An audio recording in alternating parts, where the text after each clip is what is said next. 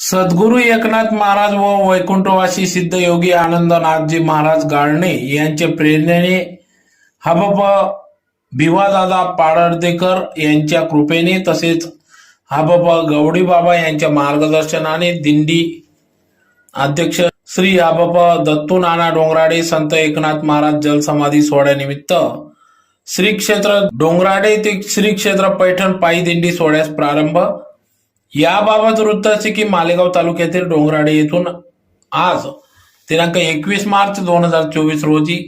या श्री क्षेत्र डोंगराडे ते श्री क्षेत्र पैठण पायी दिंडी सोहळ्यास प्रारंभ झाला। दिनांक 20 मार्च ते 31 मार्च 2024 पर्यंत सदर हा पायी प्रवास होणार असून सदरचे हे 24वे वर्ष असून सद्गुरू एकनाथ महाराज व वैकुंठवासी सिद्धयोगी आनंदनाथजी महाराज गाळणे